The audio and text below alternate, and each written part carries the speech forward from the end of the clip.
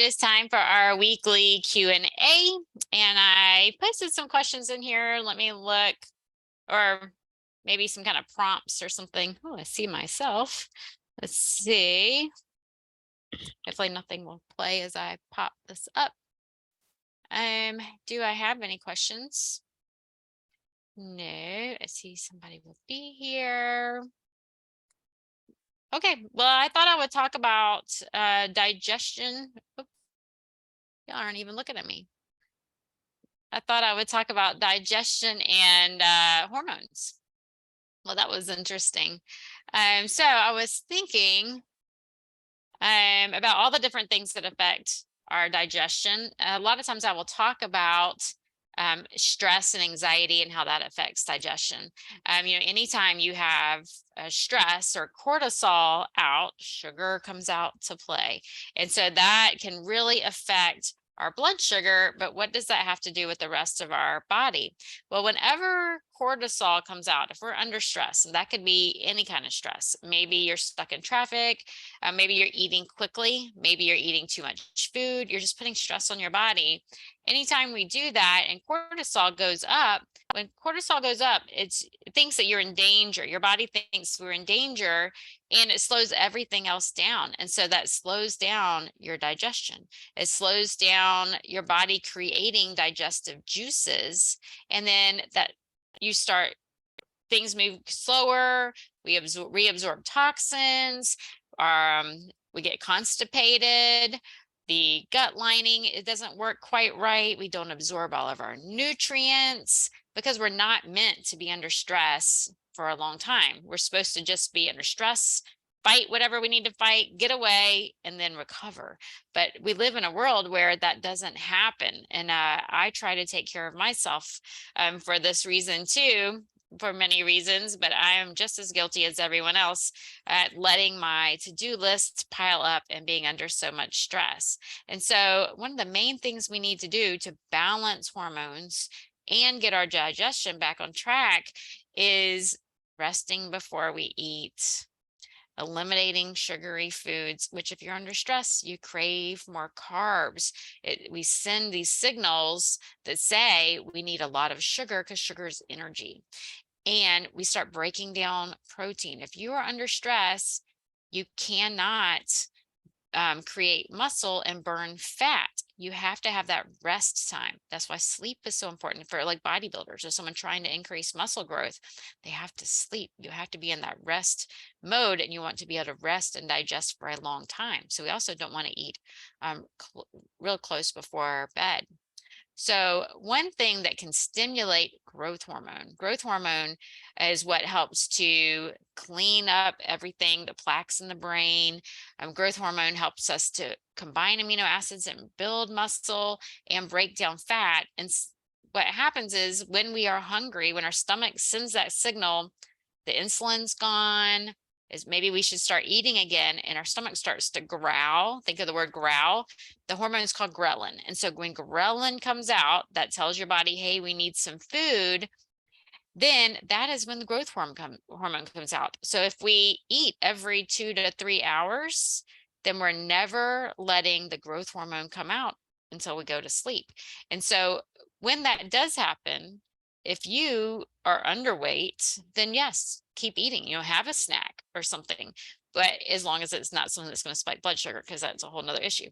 But if you're someone who needs to lose weight for your health, you're trying to improve health, you're trying to improve hormones, then maybe see if you can drink a glass of water, go for a walk, and wait for another half an hour before you eat.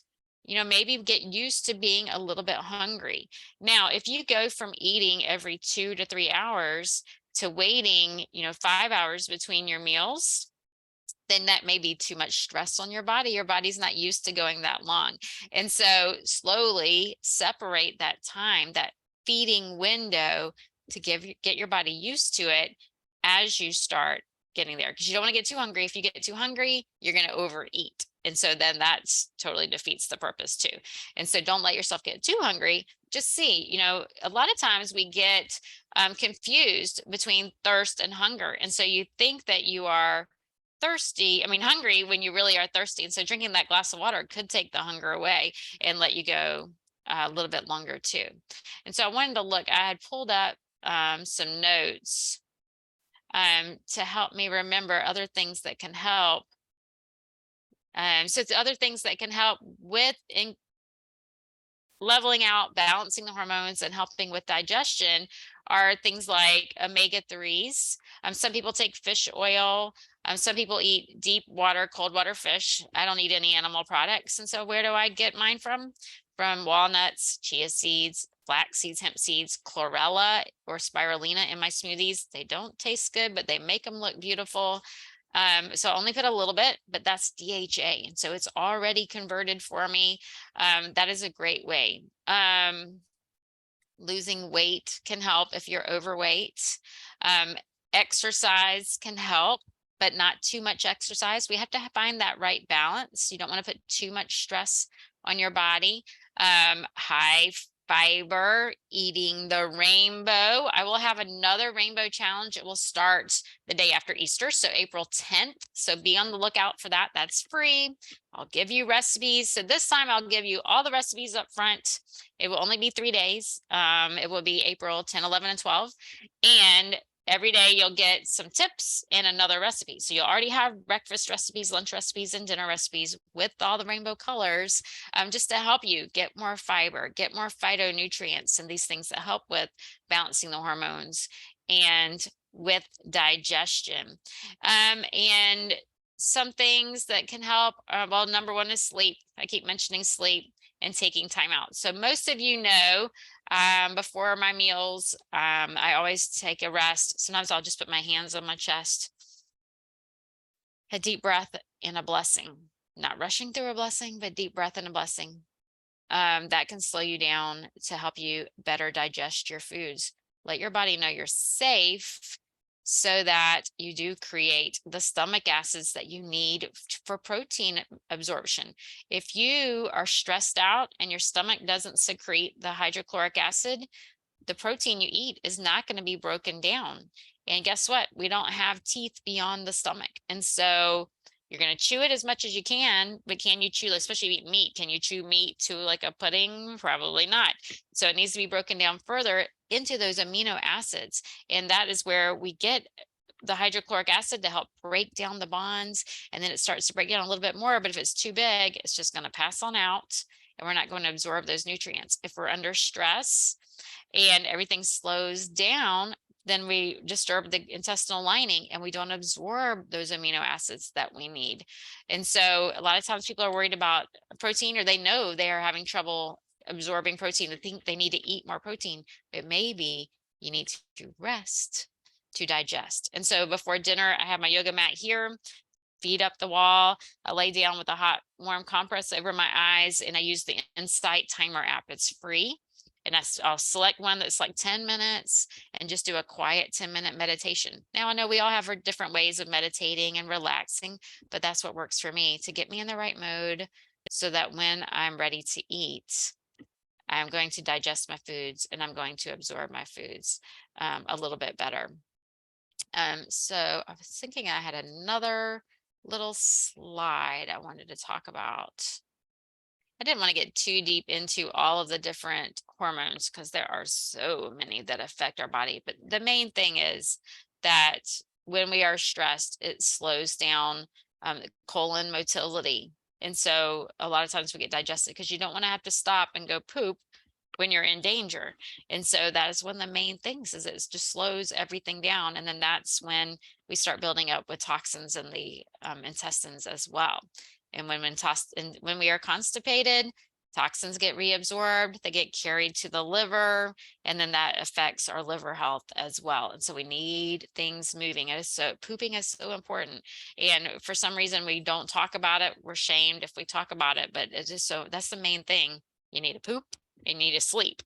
And both of those would help so many people if everybody could just poop and sleep. So I just want to make sure that everybody knows you need to relax and rest throughout the day, take many breaks throughout the day, when you go to eat, not only slow down and rest, don't eat in your car racing to eat.